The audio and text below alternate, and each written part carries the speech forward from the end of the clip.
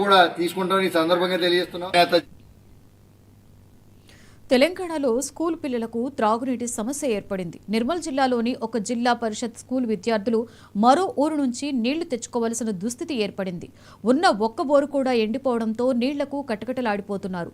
మండల పరిషత్ అధికారులు పట్టించుకోవడం లేదని స్థానికులు ఆరోపిస్తున్నారు.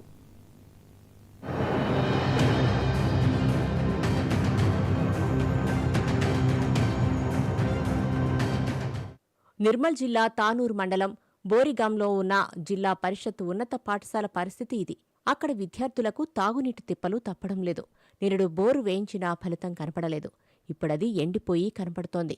పొరుగురు నుంచి తాగునీళ్లు తెచ్చుకోవాల్సి వస్తుందని ఆ స్కూల్ హెడ్మాస్టర్ చెప్తున్నారు. గ్రామస్తులు చొరవ తీసుకుని ఈ నెలాఖరులోగా సమస్య పరిష్కరించాలని విజ్ఞప్తి చేస్తున్నారు.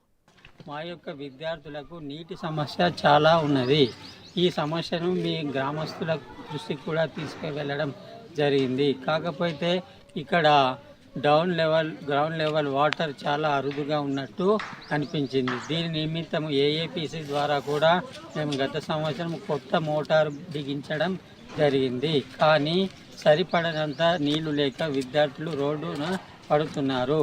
ఈ సమస్యలపై గ్రామస్తులు ముందుకు వచ్చి ప్రత్యేకంగా పాఠశాల కొరకు ఒక బోర్ను తవ్వించి నీటి కొరత లేకుండా చేస్తామని గ్రామ యువకులు ముందుకొచ్చారు. కాబట్టి ఈ సమస్యను సవినయంగా వినికిడి చేస్తూ మీరు మా పాఠశాలకు తమ వంతు కృషి చేసి ఎట్టి పరిస్థితులైనా కానీ ఈ మార్చి మధ్య ఎండింగ్ వరకైనా కానీ మాకు నీళ్లు సరఫరా ఇచ్చి విద్యార్థులకు దాహర్తిని తీరుస్తారని ఆశిస్తున్నాను.